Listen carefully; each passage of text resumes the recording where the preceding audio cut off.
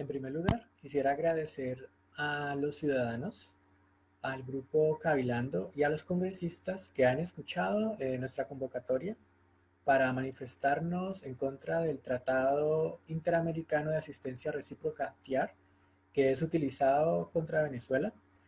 Esta mañana tuvo lugar la manifestación frente al Hotel Hilton Colferias Bogotá, este 3 de diciembre. Les quisiera llamar la atención sobre declaraciones realizadas por el secretario de Estado de los Estados Unidos, Mike Pompeo, quien tiene a su cargo las relaciones exteriores de este país, realizadas en una universidad en Kentucky, de acuerdo con las cuales sería necesaria una intervención estadounidense en el paro nacional colombiano para aislar a elementos venezolanos que estarían inmiscuidos en él. Hemos sido manipulados con Venezuela durante el plebiscito, hemos sido manipulados con Venezuela en las últimas elecciones presidenciales y ahora se nos quiere seguir manipulando con Venezuela en el paro nacional. Es necesario informarnos sobre Venezuela porque este va a ser un tema de un factor y un país importante en el futuro cercano de Colombia. Los dejo con el fragmento del video donde Mike Pompeo hace estas declaraciones y agradezco a Hacker Fiscalía por publicar este video en su canal. Muchas gracias. We've seen protests in a number of nations, in Bolivia, Chile, in Colombia, and in Ecuador. Those protests reflect the character of legitimate democratic governments and democratic expression inside of their countries. Governments should respect that the way democracies do. We are so blessed here. America remains the greatest example in democracy in the history of the world. And so we, in the Trump administration, will continue to support countries trying to prevent Cuba and Venezuela from hijacking those protests.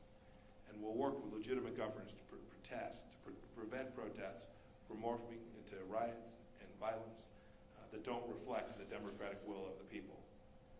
And we'll be vigilant too. Vigilant that new democratic leaders don't exploit people's frustrations to take power, to hijack the very democracy that got them there. That's the kind of respect that we owe to other governments for people so that they can have democracy in their own nations. Lastimosamente, ahorita, como la policía no pudo, entonces ahora quieren ser vándalos para que entre el ejército como salvador del país. Pero no, mi gente, porque esos lo único que quieren hacer es desviar nuestras mentes para que no sigamos pensando en lo que les digo, en las reformas, en la mierda de educación, sino que ahora estamos pensando en seguridad. La gente hubo un momento que se desvió de su punto de vista por lo que estábamos luchando, que porque los venezolanos se nos quieren meter a robar. Pura mierda, eso solamente son estrategias del gobierno para que nosotros desviemos nuestras mentes por lo que estamos luchando. Así que viva el hijueputa paro y no se dejen meter cuento. La reacción inmediata en gobierno y grandes medios fue advertir que el tsunami que se le venía encima era obra de una conspiración internacional financiada por Venezuela y organizada por las brisas bolivarianas. Ay, perdón. Qué pereza, perdón que me repita en cada video, pero ¿cómo hago si es lo que dijeron? Con seguridad, yo tengo que decir, buena parte de esos encapuchados tienen que ser de los encapuchados que nos han mandado desde Venezuela. Todo es parte de un diseño del Foro Sao Paulo con el gobierno del régimen venezolano, que lo que pretende es desestabilizar la región. Rusia, Cuba y Venezuela, los patrocinadores económicos que tanta incidencia tendrían el próximo paro nacional programado para este mes en Colombia.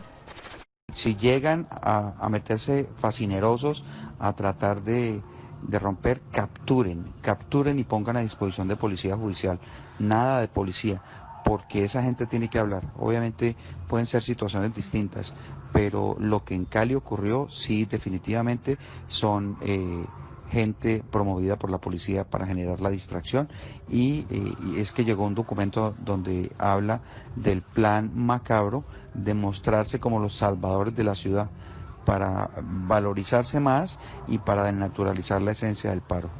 quitarle peso al mensaje del paro. Entonces, pues esto es un plan orquestado directamente de los niveles más altos, y ahí hay una responsabilidad directa del presidente y del ministro de Defensa y del director general de la policía. Y creo que nosotros como CTI no tenemos por qué ver al policía como amigo, porque es que sabemos quién es que quiere acabar el CTI. Entonces ya es hora de que desenmascaremos la cultura criminal de corrupción de la policía. Yo creo que ese es un compromiso, un legado que tenemos que tener todos. La policía es el peor enemigo que tiene la sociedad, porque se comporta como una empresa criminal, y aparte de eso son el peor enemigo que tenemos. A nosotros nos está liquidando como cuerpo técnico de investigación. Es el interés de la policía de tomar el poder bajo cualquier... Estamos a borde de un golpe de Estado en cualquier momento. Esa gente tiene el poder para dar un golpe de Estado. Y si no es así, entonces analicen por qué la Policía Nacional tiene tantas ramas no constitucionales distintas al control, al control y vigilancia ciudadana. ¿Por qué la policía tiene que tener, quieren controlar las cárceles? ¿Por qué quieren controlar el tránsito? ¿Por qué quieren controlar la migración en Colombia? ¿Por qué controlan Interpol? ¿Por qué controlan antecedentes? ¿Por qué son los protectores por excelencia de los altos dignatarios del Estado? Y uno dice, ¿cómo así? Y es el simple ejemplo de por qué el esquema de seguridad del señor fiscal general de la Nación es o era manejado por la Policía Nacional. ¿Acaso no tenemos la preparación nosotros? ¿Por qué la policía tiene hasta grupos de rescate acuáticos? Es que constitucionalmente eso no hace parte de sus funciones.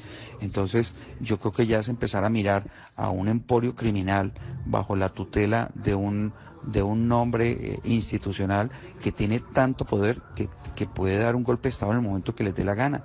Y si uno lo analiza en fondo, ya tienen un promotor del empoderamiento de la Policía Nacional, que fue vicepresidente de la República y que fue candidato presidencial, y la policía quiere tener el acceso al voto.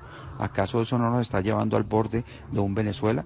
Yo creo que es el momento de empezar a mirar con un ojo clínico de la realidad del país, de lo que está ocurriendo con el empoderamiento de la policía como un ente altamente peligroso para la seguridad nacional.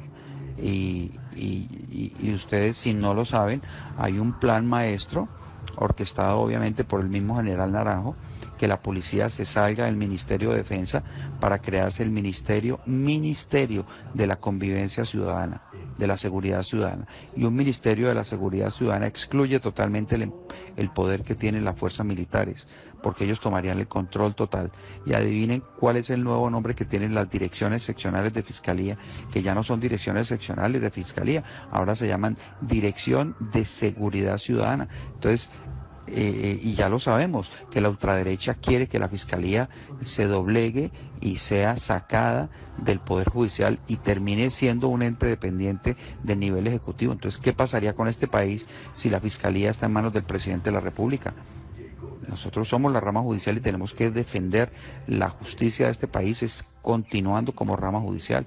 Y ese ardid está dentro del tema del peligro de la concentración de poderes, y sabemos que la ultraderecha quiere tener todo el control de la concentración de poderes. Y si ellos pueden echarle mano a la justicia, porque es que la Corte Suprema de Justicia se les salió del rey y les dijo, no, ustedes son otra cosa, y nosotros no podemos desconocer la realidad de lo que está pasando. Políticamente la ultraderecha, yo no soy de izquierda de ninguna manera, pero la democracia infiere necesariamente transparencia y que cada institución haga lo que tiene que hacer, y no estos planes macabros para desestabilizar la sociedad y tener a 50 millones de personas como si fuéramos unos totales ignorantes sin darnos cuenta, y tampoco le vamos a jugar el juego, y eso hay que tenerlo claro. ¡Ey, ey, ey, ey! Yo soy derechos humanos. Derechos humanos, derechos humanos. Somos derechos humanos. Derechos humanos, derechos humanos. Derechos humanos, somos derechos humanos. Eso no lo pueden hacer, derechos humanos.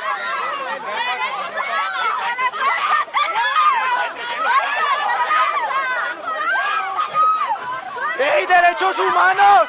¡Eso no se puede! ¡Eso es arbitrario! ¡Somos derechos humanos! ¡No nos ve! ¡Pasando por encima! ¡Derechos humanos! ¡Derechos humanos! ¡Los tenemos!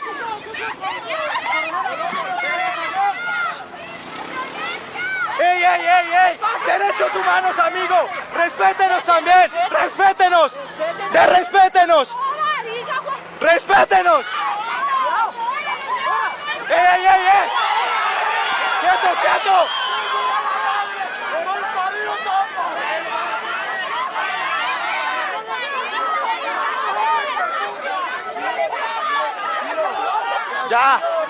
Ya, por favor. Derechos humanos, ya.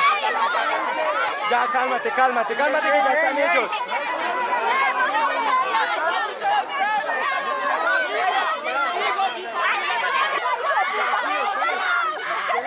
¡Suéltelo!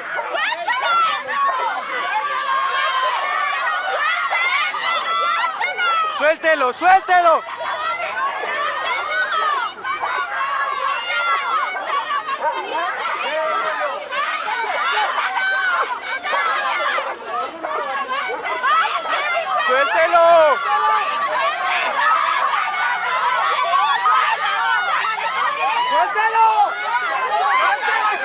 ¡Se lo quiere volver! ¡Suéltelo! ¡Déjalo ir!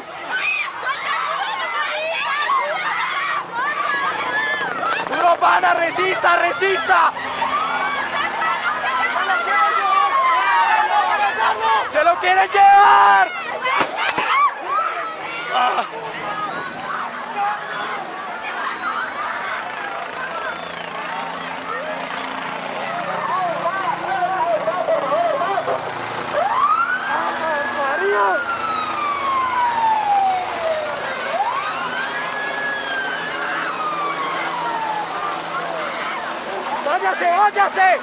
¡Váyase!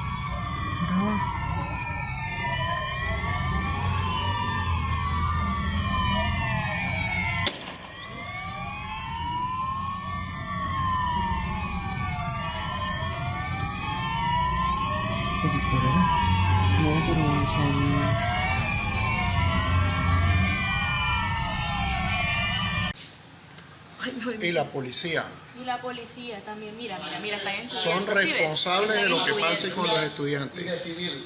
Mira, hay de civil, policías de civil.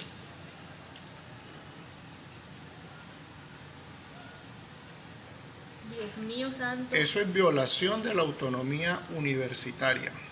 Mira, el encapuchado hablando con los policías. Mira. No, porque ese infiltrado. Ah, claro, obvio. Es que ellos son los que están armando el problema. Y yo incluso voy a dar hasta un ejemplo de manipulación de medios de comunicaciones, porque estuve presente, porque creo que fuimos presentes muchas personas en el último Consejo de Derechos Humanos, y fue, por ejemplo, la presencia del canciller venezolano en Naciones Unidas en Ginebra, donde dijeron que la sala se había quedado sola, y fue puramente mentira. Nosotros tuvimos la posibilidad de ver en el seno del Consejo, pues porque además tenemos el estatus consultivo y estamos en la sala del Consejo, de cómo una gran cantidad de gente que hacían parte de los servicios de las embajadas, en mayoría del Grupo de Lima, choferes, la que sirve los cafés, la que limpia esto, la que limpia lo otro, meterse a la sala. Los medios de comunicación ya estaban preparados afuera para filmar una salida en cuanto el canciller venezolano entrara a la sala 20 del Consejo de Derechos Humanos de Naciones Unidas y pudieran hacer el escándalo mediático que querían hacer y que se dio porque afirmaron de que la sala quedó vacía. Evidentemente la sala no quedó vacía. Se paró la gente que se salió fue aquellos choferes y toda esta cosa, pero la sala quedó llena. Y para ir a decir de que la sala había quedado vacía, filmaron la sala de desarme, que es totalmente diferente y que está también en Naciones Unidas, y después pasaron un plano de la plena cara del canciller venezolano argumentando de que se había quedado solo hablando. Totalmente mentira. Hay videos que demuestran que el canciller venezolano no quedó solo, y se sabe también de que esta iniciativa, de este acto que se tomó, que es totalmente infantil e irrespetuoso en el seno de la diplomacia de Naciones Unidas, fue promovida por el gobierno colombiano. Estaba allí incluso el representante de la Presidencia de la República para los Derechos Humanos y Relaciones Internacionales. Todo se planeó y se connotó con complicidad de eso, el Grupo de Lima. Lo mismo está sucediendo con Nicaragua, lo mismo está sucediendo con otros países de la región, donde están siendo un problema. Un problema porque en muchas ocasiones se dicen muchas verdades que no se quieren escuchar. El caso de Richard es uno de ellos, a tal punto que le tocó salir del país, a tal punto de que somos una gran cantidad de colombianos en el exterior. En Colombia se dice que son 900, 1 millón de venezolanos viviendo en Colombia. Hay que tener en cuenta que en Venezuela viven casi 6 millones de colombianos haciendo vida allá, que somos casi o más del 10% de la población nacional fuera del país, por lo cual eso demuestra también de que no hay condiciones para vivir dignamente en Colombia y condiciones que única y exclusivamente pueda arreglar el gobierno colombiano, por lo cual animamos también al gobierno colombiano en poder hacer lo necesario para responder a las necesidades del país. Es interesante para mí cómo este sistema ha continuado de la misma forma por años, años y años, salvo que el asesino económico se ha vuelto mejor, mejor y mejor. Entonces nos las vimos muy recientemente con lo que pasó en Venezuela. En 1998, Hugo Chávez queda electo presidente, siguiendo una línea larga de presidentes que había sido muy corruptos y destruyeron básicamente la economía del país. Y fue elegido Chávez entre todo esto. Chávez se paró frente a los Estados Unidos y lo hizo demandando primariamente que el petróleo venezolano fuera usado para ayudar a los venezolanos. Bueno, no nos gustó eso en los Estados Unidos, así que en 2002 se montó un golpe de Estado, el cual no hay dudas en mi mente, en la mayoría de las mentes de los demás, que la CIA estaba detrás de ese golpe.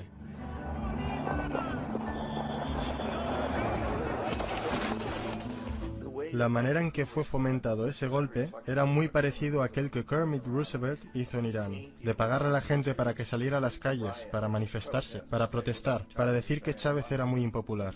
¿Sabes? Si puedes hacer que unos pocos miles de personas hagan eso, la televisión puede hacerlo parecer como que es el país entero y las cosas comienzan a crecer rápidamente. Excepto en el caso de Chávez. Él fue lo suficientemente inteligente y la gente lo respaldaba tan fuertemente que lo superaron. El cual fue un momento fenómeno en la historia de América Latina. Usted aparece en su pequeña pantalla de 21 pulgadas y grita sobre América y la democracia. No existe América. No existe la democracia. Solo existe la IBM, la ITT, la AT&T, y DuPont, Dow, Union Carbide y Exxon. Esas son las naciones del mundo hoy día. ¿De qué hablan los rusos en sus consejos de Estado? ¿De Karl Marx? No. De sistemas de programación lineal. De teorías sobre estadística, de problemas económicos, y computan costos de sus transacciones e inversiones, como hacemos nosotros. Ya no vivimos en un mundo de naciones e ideologías, señor Bill. El mundo es un colegio de corporaciones inexorablemente dirigido por los estatutos inmutables de los negocios. El mundo es un negocio, señor Bill.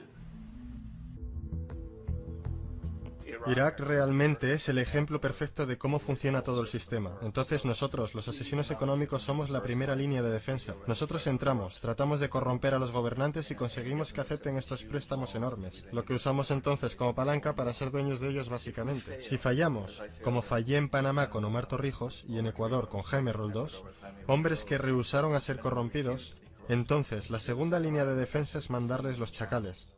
Y los chacales o derrocan gobiernos o asesinan. Y una vez que pasa eso, y un nuevo gobierno entra, ese nuevo presidente sabe lo que le pasará si no lo hace. En el caso de Irak, ambas líneas de defensa fallaron.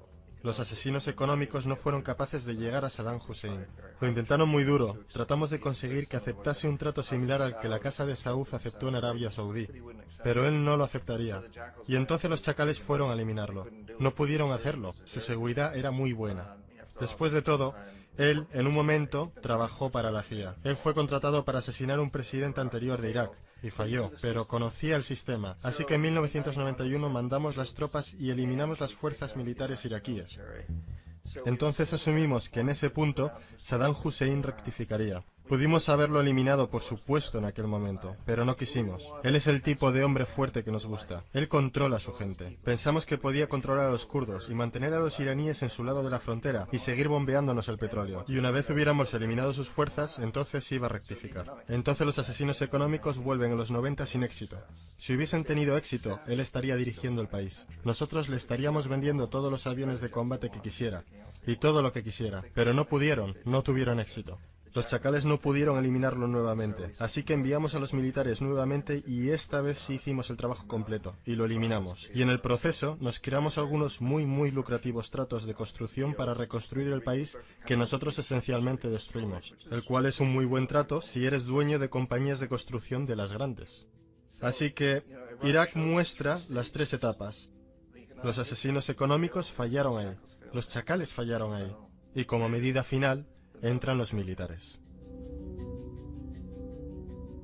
Y de esa manera nosotros realmente hemos creado un imperio, pero lo hemos hecho muy sutilmente. Es clandestino. Todos los imperios del pasado fueron construidos sobre lo militar, y todos sabían que los estaban haciendo. Los británicos sabían que lo estaban haciendo, los franceses, los alemanes, los romanos, los griegos, y estaban orgullosos de ello. Siempre tuvieron una excusa como extender la civilización, extender alguna religión o algo como eso, pero sabían que lo estaban haciendo. Nosotros no.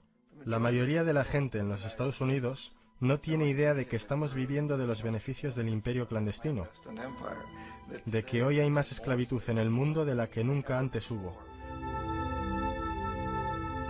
Entonces tienes que preguntarte, bueno, si es un imperio, entonces ¿quién es el emperador? Obviamente nuestros presidentes no son emperadores. Emperador es alguien que no es elegido, no sirve un periodo limitado y esencialmente no se justifica ante nadie. No puedes calificar a nuestros presidentes de esta forma.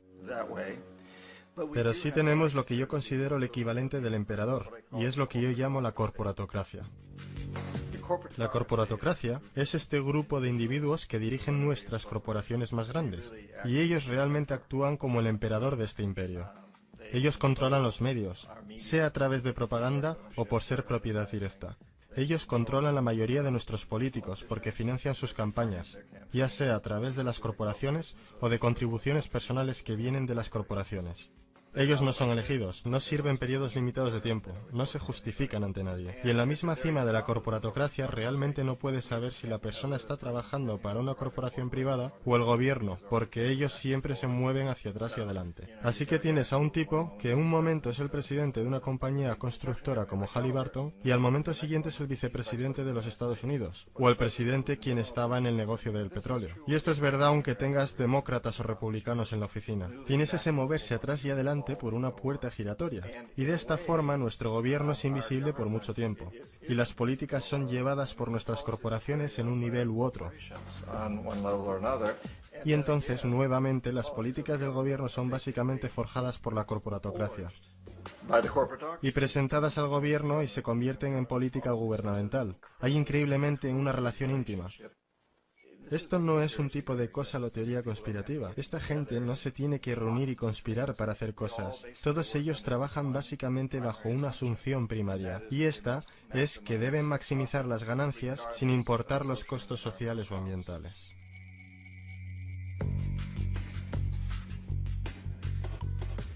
Este proceso de manipulación de la corporatocracia a través del uso de deuda, soborno y derrocamientos políticos se llama globalización.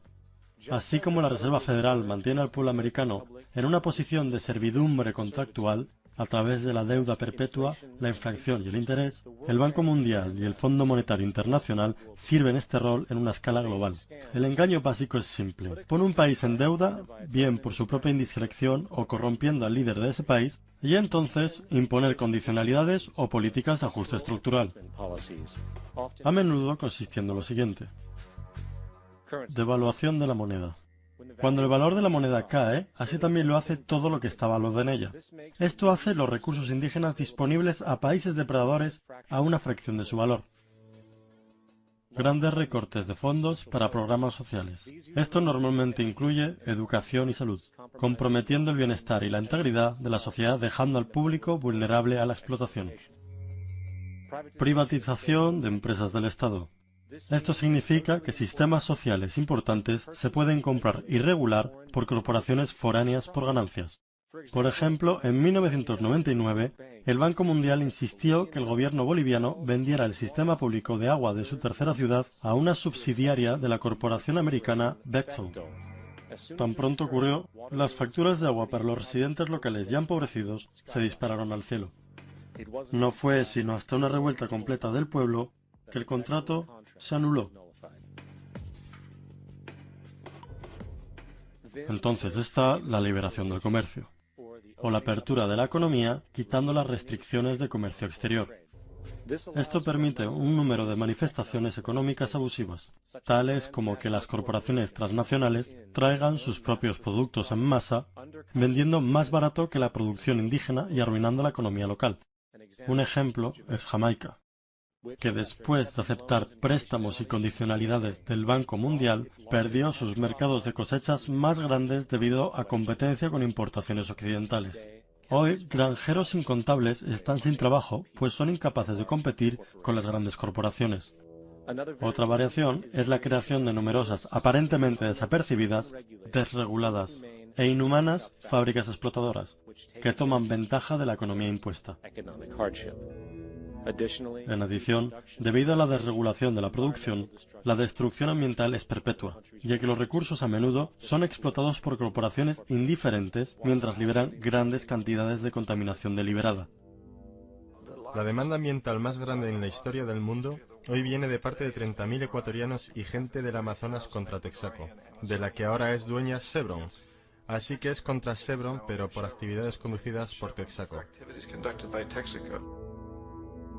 Han estimado que han sido más de 18 veces lo que Exxon Valdez volcó en las costas de Alaska.